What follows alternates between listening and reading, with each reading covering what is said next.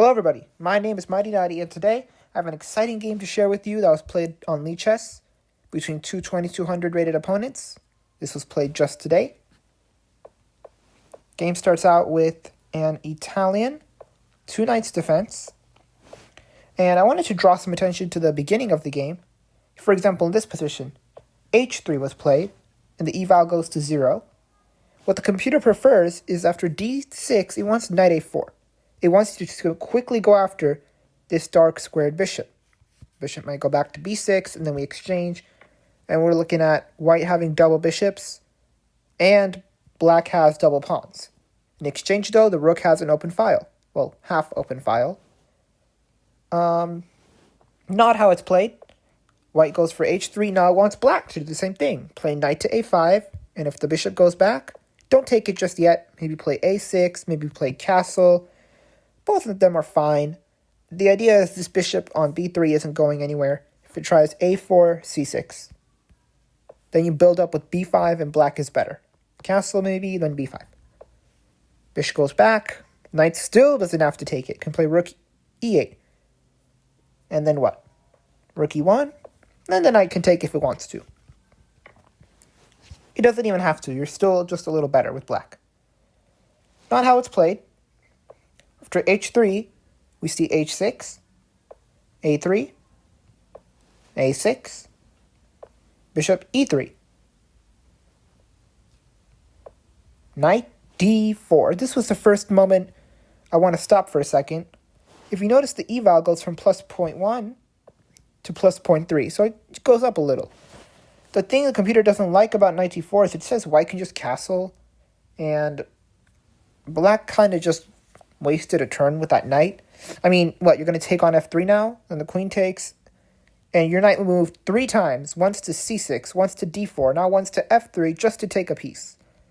So we see after the bishop takes on c5. You can even take with the f-pawn.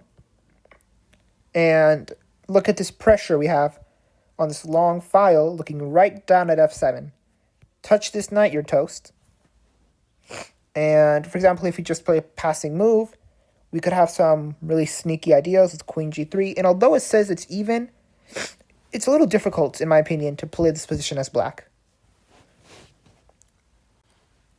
Anyways, this is not what we see. After knight to d4, we see the immediate capture of the knight. The pawn captures, and the knight hops back to e2. Says, okay, now I'm going to put pressure on your pawn here on d5. Sorry, give me just one moment. Now, the best response is to play d5, which is not what was played. What was played was b5. The idea behind d5 is that after the pawn takes, black just castles. Now we can castle, and then I can capture back on d5 when it wants. Let's play b5 now. Bishop is forced away, and now the knight takes on d5. See, the knight takes on d4, and although white is up a pawn, it's really irrelevant. It says evaluation is plus 0.2. That pawn isn't very important right now. So, not how it's played. We have here, after the exchange, we have knight to e2, bishop or pawn to b5, bishop a2, d5, and here e5. Knight's attacked, and this knight has to go somewhere. Now, where do you go with the knight? If you go to h5, g4, well, there you go, your knight's a goner. If you go to e4, you get taken. If you go to d7, the pawn on d5 is taken. Maybe first, if you want, kick this bishop, then later take the pawn. If you play knight, well, that's it. You only have h7 and g8, and going back to g8 just isn't right. Your knight is just undeveloped. White can now collect his pawn back, and it's just not great. So, after e5, the knight goes back to h7. The knight takes on d4. The bishop goes to b7, and castle on the king side. Castle kingside, knight f5. we have an immediate invasive knight on f5. And it says for black, the best option is to immediately challenge the knight. It says, make a decision with this knight. I don't want your knight sticking around on f5 and doing something it shouldn't be doing and invading my king side. Here, though, it's a d4. And all of a sudden, the evaluation has a heart attack. It jumps. It says white is now 3.2 better if he plays knight f to h4. And I believe the idea of knight to f4 is that knight g6 is coming. For example, bishop c8 now, well, queen g4. You take the knight, knight's there to support it. Queen g5 to stop checkmate on g7. Queen just dodges the exchange, and we're just in a much more aggressive position. We're obviously the attackers. h4 is in the air. It says best is to move your queen back to d8. Now just h4, take away g5, and if you play king h8, you're off this pin. However, queen g4, we rush back to that weakness. This is how it could play out. g6, got to give up that pawn. If you try something else, maybe rook to g8, well then there you go. f7 is taken and you're toast. It's just not a great position for black at all. So, here after d4 and knight to h4, bishop d5 is played. This is also considered really bad for black, already looking at plus 5.2 if queen g4 is played. Queen g4 to attack g7. If you notice, both of these lines are saying attack g7, the weak point for black. If g5 is played, then the bishop can take. Can't take the knight because you're pinned. And after you take the bishop, we can play knight h6 check, but it says even better is b4. Kick this bishop out. If it tries to run to, for example, b6, then you get forked on e7. It says best is to counterattack the queen, and this is just, once again, terrible for black. Up a pawn. This is just, kingside is destroyed. Good luck. You are not going to survive with black for long. So, let's go back. Knight f5, d4, knight f to h4, and after bishop d5, queen d4 is missed, or g4 is missed. Bishop takes d5, you're still better. Queen takes d5 if it says play queen g4 again. And this time it is played. From here, the queen takes on e5. Knight takes h6 check. King's forced into the corner. And now we have the brilliant move, knight takes f7. Just kidding, knight f7 isn't played. The opponent missed knight takes f7. What's so good about knight takes f7 is it forks the king and the queen. Says, guess what? If you take, I have another knight to jump right in and take that queen. And we're just completely crushing. Unfortunately, that was missed. What was played was knight f5. From here, g6 is recommended to take pressure off of just g7 square. Not played. a5 is played. From here, rook e1, gain some tempo. Queen's forced back. Knight g3.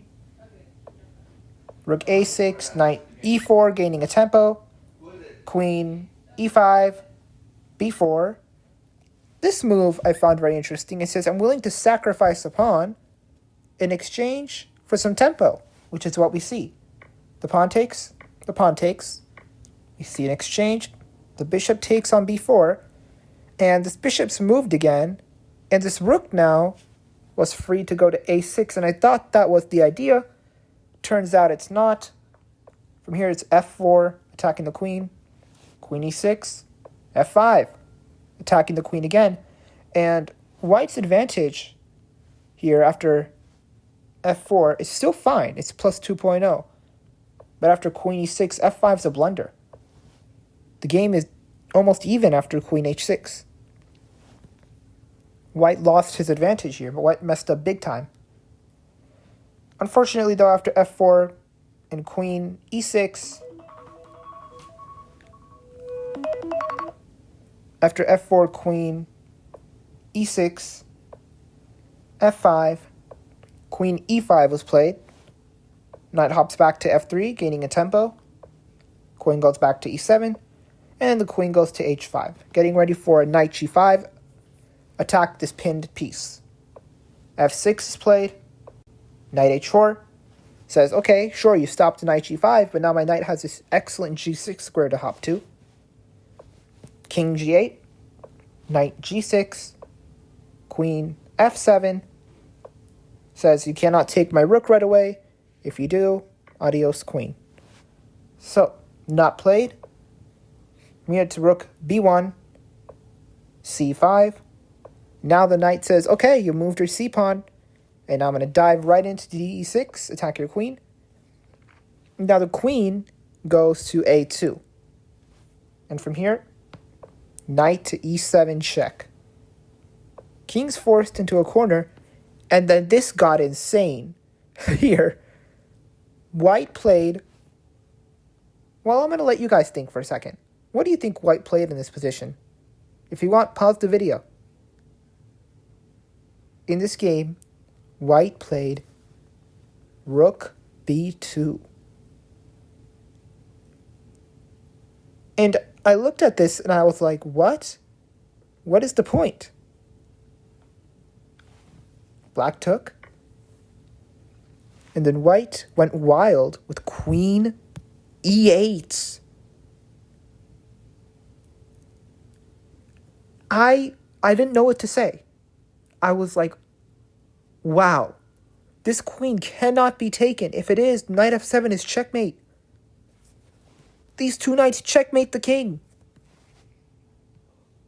The correct way to respond would have been queen c1, queen f4, queen c1, queen f4. You could either take the knight, or you could keep checking. Either way, it's a draw. If you keep checking, it's a tie, and if you take, check, and now we will keep checking you. And if you don't want to draw, you'll have to give up your queen. Wow. Wow. Wow. That's insane.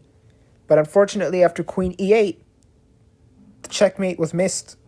The rook captured, and the knight jumped in and checkmated the king. An amazing game, in my opinion. It shows, guys, that people don't always play perfectly.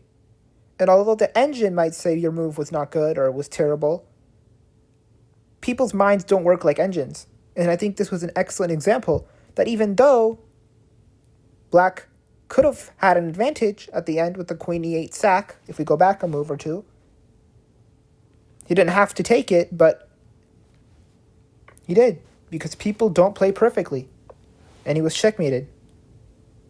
I hope you guys enjoyed this video. Please let me know in the comments what you guys thought of this beautiful double knight checkmate, and I'll see you guys in the next one. Thanks for watching. Don't forget to like and subscribe. Thank you so much, everybody.